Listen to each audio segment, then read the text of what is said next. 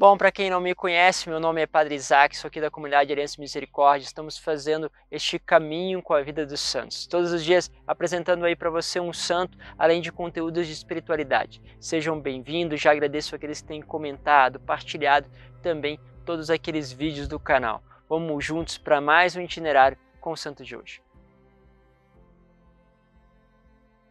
O santo de hoje é um santo que dedicou, sobretudo, a libertação daqueles que estavam presos. Sim, quero apresentar para vocês São João da Mata, este homem que é pouco conhecido no Brasil, mas você percebe todo este caminho de santidade. Ele, sobretudo, se destacou diante de uma época onde havia muitas cruzadas, havia também todo um ímpeto dos mouros que provocava destruição e levava preso muitas pessoas para que assim pudesse usurpar dos recursos e de tantas outras coisas para os seus próprios interesses. Assim, em meio a tantos conflitos, nasce mais um santo como uma resposta de amor a Deus diante daquela dificuldade. Bom, João ele nasceu no dia 23 de junho, na véspera de São João Batista, por isso recebeu este nome. Ele nasceu ali em 1160, como se tratava ali do precursor de Cristo, aquele que justamente aplainava os caminhos do Senhor.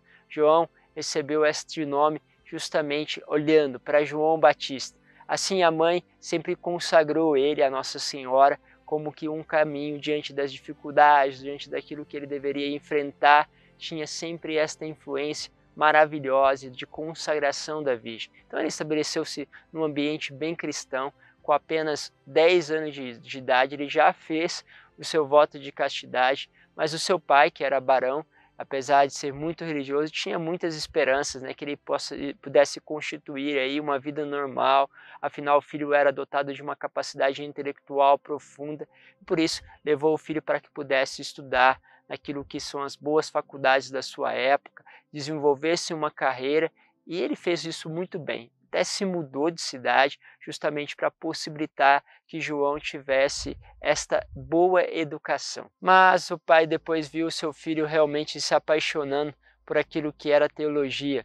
Ele estudou depois mais tarde numa universidade muito conhecida atualmente e também naquela época, que era a Universidade de Paris, né? Ligou-se então profundamente com a teologia, doutorou-se nisso. Naquela época ele também teve uma amizade muito profunda com João Lotário, que depois ele profetizou, falou que seria um papa, e assim nós vamos ver que a providência o fez. E aí estabeleceu com ele grande caminho de admiração, grande caminho que realmente possibilitaram não só uma dimensão intelectual, mas também um desejo religioso. Mais tarde ele adquire as ordens sacras, né, quando a imposição das mãos do bispo para que ele possa ser ordenado, viu-se então uma coluna de fogo repousar sobre a cabeça, né?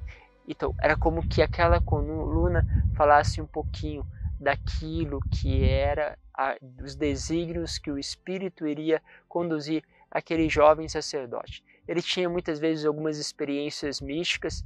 Em uma dessas experiências místicas ele teve uma visão. Ele estava celebrando a sua primeira missa, ali na presença do bispo de Paris, né, e de abades também dos mosteiros de São Vito, de Santa Genoveva, e de um grande público. Ele entrou em êxtase na primeira missa dele, né? E aí ele viu sobre o altar um anjo vestido de hábito branco com uma cruz, né, encarnada e azul bem no peito, tendo aos seus lados 2 cativos, como que suplicando ali pela libertação. Logo ali ele começou a entender que deveria começar a fundação de uma ordem, né, que estava ali, vamos dizer assim, aos pés da cruz. Pela força da cruz conseguiria libertar então aqueles que estavam presos. Assim ele vai atrás, né, justamente de Dom Maurício, a quem ele conta esta visão, e esse também interpretou da mesma forma, que ele deveria depois se apresentar ao Papa para pedir que esta ordem pudesse nascer dentro da igreja. No entanto, antes de ir até o Papa, como um bom homem, como um santo homem, o que ele faz? Procura a vida de oração. Se retira, se isola, procura a meditação, vai subir para as montanhas e lá encontra uma outra pessoa, também um solitário, um eremita, que chamava São Félix de Valois, né? Ou seja, aí mais um encontro com um outro santo que vivia uma vida de oração, de penitência, que também tinha ouvido uma voz interior que o convidava a deixar ali a solidão para libertar aqueles que estavam cativos. Então assim, acabava que um se tornou uma confirmação do outro, mas eles esperaram para que até a providência designasse eles para que fosse. E aquilo durou praticamente 3 anos.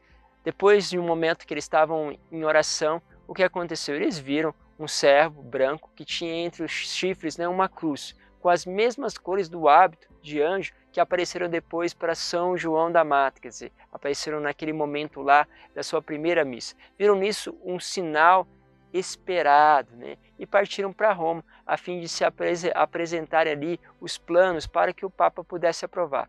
E aí começa mais um outro sinal da providência, porque quando Deus abre uma porta, ele começa a abrir outras. Então, o Papa que tinha sido eleito, afinal tinha falecido o antigo Papa, não era senão o Padre João Lotário, né? Aquele mesmo professor foi eleito, né? Foi assim clamado Papa com apenas 36 anos.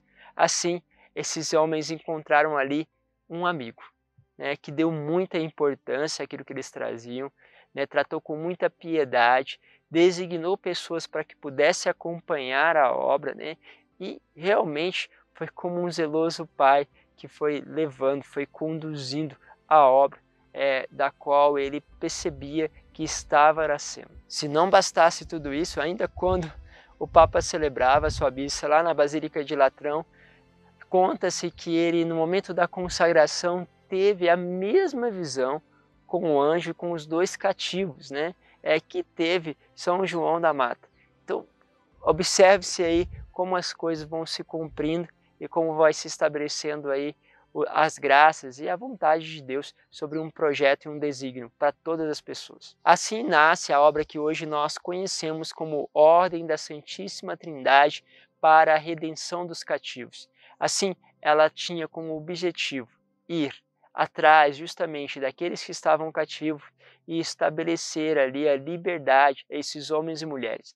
A ordem vai ser responsável por inúmeros resgates, por pessoas que podem realmente ter a sua vida reconstituída pela dedicação de homens muito valentes que enfrentaram diversas dificuldades e, sobretudo, encontraram, através da força da cruz, pela intercessão aí dos anjos, uma graça de poder libertar aqueles que estavam presos. E logo a obra começou a crescer, começou a aparecer pessoas, né? Lógico que ali São João da Mata queria para lugares mais difíceis, mas o Papa teve um certo zelo com ele, afinal de contas, como líder, né, como pastor daquela obra, colocou ele em outra missão, assim levou ele para as igrejas da Dalmácia, depois ele vai ser conhecido como apóstolo da Dalmácia, por justamente todo o seu empenho naquilo que necessitava para aquele lugar, tantas as outras formas de libertação que foram aparecendo também com pessoas que estavam realmente marginalizadas, doentes e assim por diante. Já os seus companheiros tinham partido para outra missão,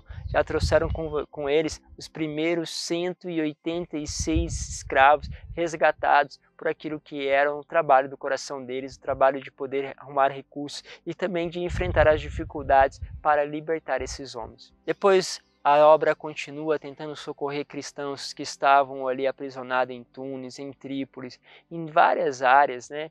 E por partes também difíceis, por exemplo, em Marrocos, aonde havia sempre uma realidade, muitas vezes cruel e que marcava todo este apostolado. Muitas vezes ele também sofria represálias, afinal de contas se via o ardor que ele tinha, até mesmo de cativar as pessoas a morrerem em nome da fé. Assim, os sarracenos começaram uma vingança contra ele.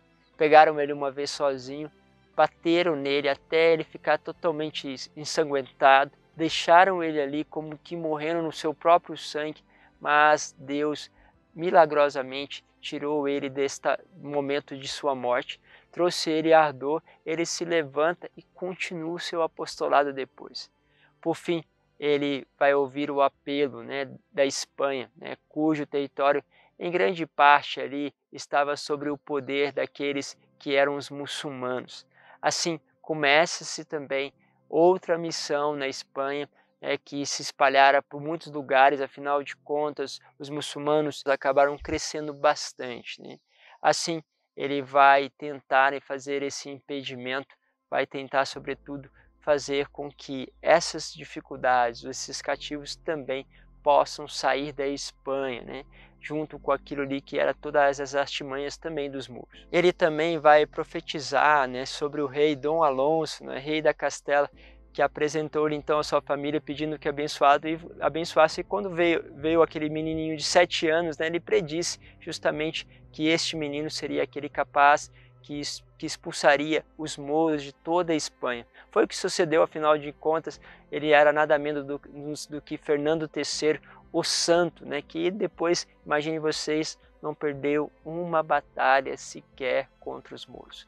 Assim se realiza aquela profecia, aquilo que esse grande homem São João da Mata falava, e se percebe aí a sua força e sua vocação. Enfim, vamos conhecer muitos episódios, né, sobre esta vida, episódios realmente de vitórias de graça contra as batalhas que se enfrentando a igreja, né, aonde por este homem, através também daqueles que eram seus irmãos, dentro dessa obra, enfrentaram e venceram. No dia 17 de dezembro de 1213, e teve a alegria de ver seus filhos espirituais, vamos dizer assim, se espalharem por vários lugares, né? E assim a obra crescer muito.